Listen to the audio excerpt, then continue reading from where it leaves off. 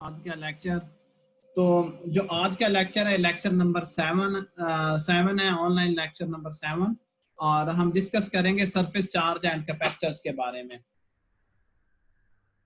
तो सबसे पहले हम surface charge and force on a conductor ये डिस्कस करेंगे जब एक कंडक्टर को इलेक्ट्रिक फील्ड के अंदर रखा जाता है। और सेकंड हम कैपेसिटर्स के बारे में डिस्कस करेंगे। और एट द एंड जो है हम इसकी कुछ एग्जांपल्स देखते हैं, राइट। तो पहले डिस्कस करते हैं कि surface charge and force on a conductor. इसके लिए हम सपोज करते हैं कि we have a very tiny part of a surface having surface charge density. यानी इस तरह की एक स्मॉल सा पार्ट है हमारे पास किसी भी सरफेस का जिसके ऊपर जो सरफेस चार्ज डेंसिटी है वो सिग्मा है। तो इस तरह की जब हमें सरफेस गिवन हो तो हम डील कर रहे होते हैं तीन तरह की इलेक्ट्रिक फील्ड से। सबसे पहले इलेक्ट्रिक फील्ड आउटसाइड हम मेजर करेंगे और फिर हम देखेंगे कि electric field inside the surface, inside the conductor, यानी कि इनसाइड द कंडक्टर हम इलेक्ट्रिक फील्ड देखेंगे जो कि लास्ट लेक्चर में हमने डिस्कस किया वो 0 के बराबर होती है। और इसी तरह हम मेजर करेंगे electric field at the surface, surface के ऊपर इलेक्ट्रिक फील्ड क्या होगी, ठीक है। तो इसके लिए हम क्या करेंगे, basically we have three electric fields. We are thinking about first one is E outside. जो E outside होगी, this is the perpendicular component due to surface charge. E outside is equal to sigma over epsilon naught और इसकी जो direction होगी वो along n vector होगी, n normal to the surface होगी। This is our equation number 1। और second जो है वो हम डिस्कस करेंगे E inside the conductor, electric field inside the conductor. ये भी मैंने बताया वो 0 के बराबर होगी क्योंकि किसी भी कंडक्टर के अंदर जो इलेक्ट्रिक फील्ड होती है वो इक्वल टू 0 होती है। This is our equation number 2।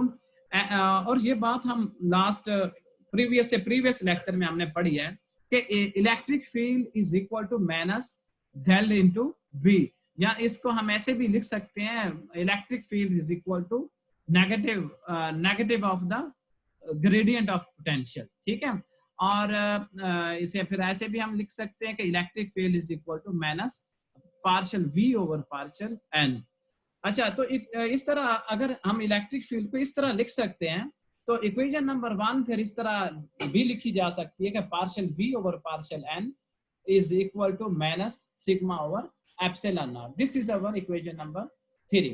तो जो equation number 3 है, this equation tells us how the potential is changing with the surface। Surface के साथ हम पोटेंशियल की वैल्यू कैसे चेंज हो रही है, ठीक है। So we can know that what is charge on the surface if we know potential at the surface। अगर हमें पोटेंशियल का पता हो सरफेस के ऊपर तो हम चार्ज की वैल्यू फाइंड कर सकते हैं and electric field immediately above the surface भी हम फाइंड कर सकते हैं। The next point is what is the force on the surface charge.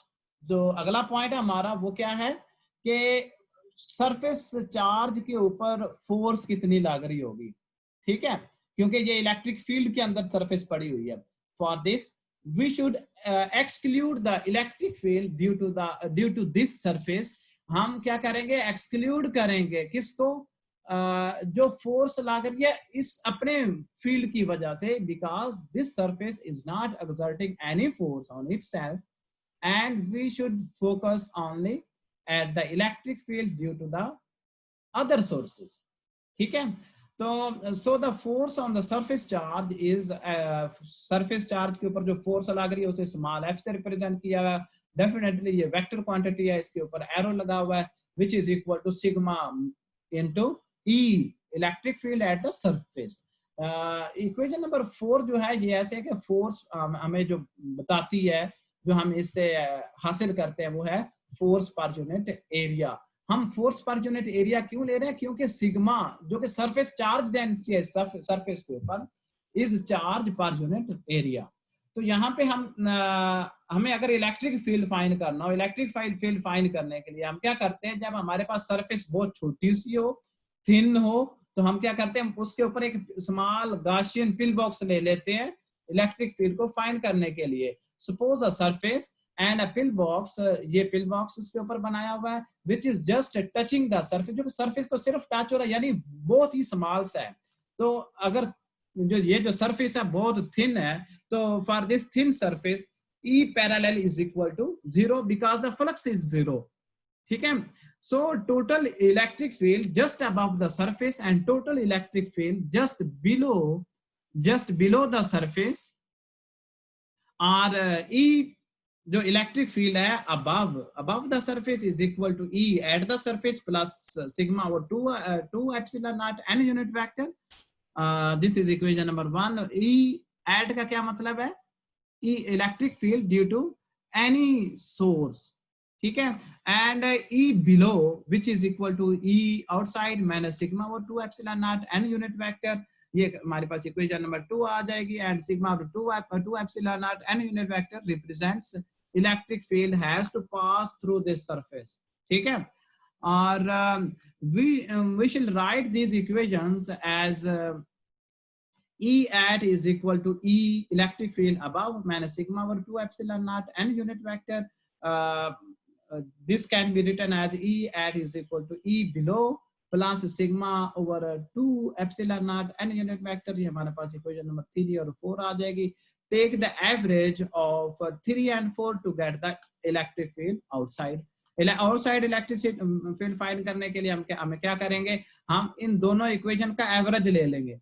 दो क्वांटिटीज अगर हमारे पास हो, उनका एवरेज लेना हो, तो कैसे एवरेज लेते हैं, हम क्या करते हैं, उन दोनों क्वांटिटीज को जमा कर लेते हैं और 2 पे डिवाइड कर लेते हैं, ठीक है। ये हमारे पास एवरेज जो आ जाएगी E at the surface is equal to 1/2, यानी हमने 2 से डिवाइड कर लिया और इन दोनों इक्वेशंस को राइट हैंड साइड को जमा कर दिया। जब जमा करेंगे तो ये जो दो टर्म्स है ये कैंसल आउट हो जाएंगे और हमारे पास जो बाकी बात जाएगा E at the surface is equal to half of E above plus E below।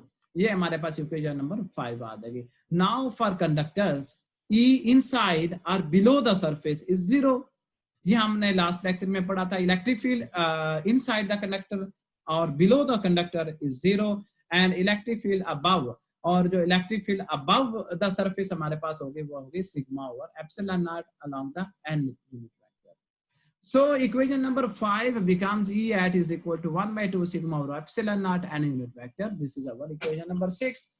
तो इस तरह हम यहाँ पे पहुंचे। So now we can calculate force due to electric field at that point from the equation number 4.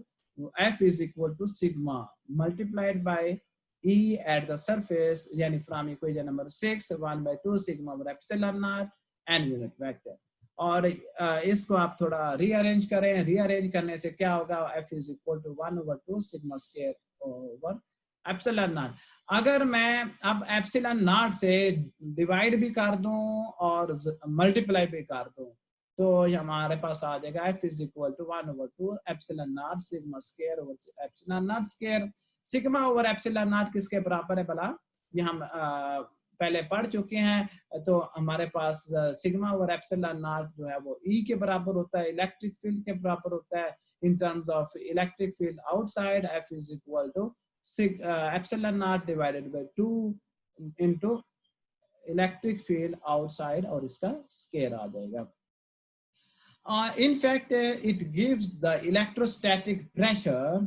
ये हमें electrostatic, जिस तरह हम फोर्स पर यूनिट एरिया देख रहे थे ना, फोर्स पर यूनिट एरिया असल में प्रेशर होता है, ठीक है ना। लास्ट टाइम पीछे मैंने बात की, ये हमें फोर्स पर यूनिट एरिया दे रहा है। क्यों फोर्स पर यूनिट एरिया दे रहा था, क्योंकि जो हमें सरफेस चार्ज डेंसिटी गिवन है वो चार्ज पर यूनिट एरिया है। तो इस तरह ये फोर्स क्या होगी, फोर्स पर यूनिट एरिया। तो इस तरह फोर्स पर यूनिट एरिया जो है वो प्रेशर के बराबर होता है।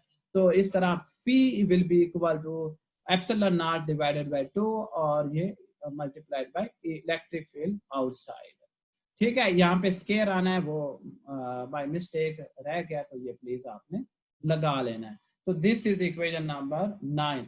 इस टॉपिक को जो कि एक बहुत ही सिंपल सा टॉपिक है, तो इसको समझने के लिए बेहतर है कि आप जो बुक है उसको लाजमी तौर पर पढ़े, राइट। तो नेक्स्ट टॉपिक है हमारा कैपेसिटर के बारे में। कैपेसिटर की जब हम बात करते हैं, capacitor is a type of, is like a battery. तो कैपेसिटर की जो स्ट्रेंथ है वो हम मेजर करते हैं in the form of capacitance. Capacitance क्या चीज है? Capacitance is a geometrical quantity. It is determined by sizes, shapes and separation between the conductors. तो ये हम कैलकुलेट करेंगे कैपेसिटेंस ऑफ द कैपेसिटर। इसको समझने के लिए हम क्या करेंगे, हम सपोज करेंगे कि हमारे पास दो कंडक्टर्स हैं। एक कंडक्टर के ऊपर प्लस क्यू चार्ज है और दूसरे कंडक्टर के ऊपर माइनस क्यू चार्ज है, और इनके दरमियान जो सेपरेशन है उसे हम चले रिप्रेजेंट कर लेते हैं एक्स से, वाई से या आर से, जैसे भी हम रिप्रेजेंट कर लेंगे। Since potential is constant over conductor, क्योंकि एक कंडक्टर के ऊपर जो पोटेंशियल के वैल्यू वो कांस्टेंट होती है, so we can speak unambiguously of potential difference between the conductors. तो इस कंडक्टर के ऊपर पोटेंशियल, जो पोटेंशियल की वैल्यू डिफरेंट होगी, इसके ऊपर डिफरेंट होगी, इसलिए हम पोटेंशियल डिफरेंस की बात कर लेते हैं कि V is equal to potential at positive charge conductor minus potential over negative charge conductor, which can be written as minus, ये लिमिट दी हुई है माइनस से प्लस। इसका मतलब है कि इस चार्ज से लेके इस चार्ज तक कि हम बात कर रहे हैं integral over minus to plus E dot d l, and as electric field is equal to 1/4 pi epsilon naught q over r square होता है। यहाँ पे रो डी टाउ लिखा हुआ है, क्यू बराबर होता है रो डी टाउ के। तो इस यहाँ से हम ये लिख सकते हैं कि electric field is equal to k into q, क्योंकि बाकी सारी की सारी जो टर्म्स हैं वो कांस्टेंट है। कांस्टेंट को हमने के इक्वल लिख लिया, राइट। तो अब हम वो कैपेसिटेंस का रिलेशन जो कि आपने शायद अपने बैचलर में या एफएससी में भी ड्राइव किया हुआ है, वो देख लेते हैं कि इलेक्ट्रिक फील्ड की जो वैल्यू वो डायरेक्टली प्रोपोर्शनल होती है, क्योंकि also the electric field is proportional to the potential. So अगर इलेक्ट्रिक फील्ड क्यू के प्रोपोर्शनल है और also electric field is proportional to the potential, so potential is also proportional to the charge Q. तो इस तरह इस proportionality के sign को अगर हम हटा दें तो वहां पे एक कांस्टेंट लगा लेते हैं जिसे सी से रिप्रेजेंट किया हुआ है, तो हमारे पास क्यू बराबर आ जाएगा सी इंटू बी के। और यहाँ पे सी क्या चीज है? C is proportionality constant called capacitance. और इस इक्वेशन को अगर हम रीअरेंज करें तो ये लिखा जा सकता है C is equal to Q over B. तो ये हम ड्राइव हो गया, ठीक है। सी को हम मेजर कैसे करते हैं? कैपेसिटेंस को मेजर करते हैं इन टर्म्स ऑफ फैरेड या फिर पिकोफैरेड या फिर माइक्रोफैरेड। पिकोफैरेड और माइक्रोफैरेड, तो अगर फैरेड में कन्वर्ट कैसे करते हैं वो आप इसकी कन्वर्जन जहां से देख सकते हैं, राइट। अच्छा, अब ये है कि कैपेसिटर को चार्ज कैसे करते हैं। To charge up a capacitor, electrons are removed from the positive charge and carry them to the negative plate. For this you must fight against the electric field, यानी आपने जो एक्सटर्नल इलेक्ट्रिक फील्ड है उसके against fight करना होगा। तो इस fight में आपको कितना वर्क डन करना पड़ेगा, how much work is needed to do so. For this let's suppose an intermediate stage where we have to transport the charge dq, ठीक है। तो चूंकि जो हम पढ़ चुके हैं कि जो पोटेंशियल का डिफरेंस है V of D minus V of A, this is equal to W over Q, और इसको हम ऐसे लिख सकते हैं कि dV is equal to dW over dQ। और यहाँ से हमें इस बात का भी पता है कि जो पोटेंशियल है वो बराबर होता है Q ओवर C के। तो हमारे पास अगर हम इन इक्वेशन 1 और 2 को कंपेयर करें तो हमारे पास आ जाएगा dW over dQ is equal to Q over C, और dW की यहाँ से वैल्यू फाइंड कर लें तो यह आ जाएगा Q over C into dQ। तो इन टर्म्स ऑफ इंटीग्रल आप इसको लिख सकते हैं W is equal to 1 over C integral 0 to Q, क्योंकि इंटीग्रेशन जो है वो dQ के ऊपर है, और ये हमारे पास फाइनली आ जाएगा W is equal to 1 over 2 Q square over C। और इसको इस इक्वेशन को हम ऐसे भी लिख सकते हैं, W is equal to half CV square. ठीक है, this is the equation from which we can find the work done to charge a capacitor. यानी आपने क्या करना है, हमने पॉजिटिव प्लेट से चार्जेस को निकाल के, चार्जेस को खींच के नेगेटिव प्लेट की तरफ लेके जाना है। इसके लिए हमें एक काम जो वर्क करना पड़ेगा, जो मतलब against the field, against the electric field, वो इस इक्वेशन से हम फाइंड कर सकते हैं। ठीक है, तो यहाँ तक था आपका लेक्चर। तो नेक्स्ट ये एक छोटी सी असाइनमेंट है, आपको मैंने जो लेक्चर नोट्स दिए हैं उसमें ये असाइनमेंट सॉल्व भी की हुई है। तो मैं चाहता हूँ कि ये असाइनमेंट एटलीस्ट आपकी प्रैक्टिस हो जाएगी। एग्जाम्पल नंबर 11 और एग्जाम्पल नंबर 12 जो कि इस लेक्चर से रिलेटेड है, वो आपने करके मुझे सेंड करनी होगी थ्रू CR, और CR मुझे ईमेल करेगा ये assignments in the form of PDF, right. और जो सबमिशन डेट है वो 29 जून होगी। तो ये काइंडली आपने कर लेना। Thank you very much.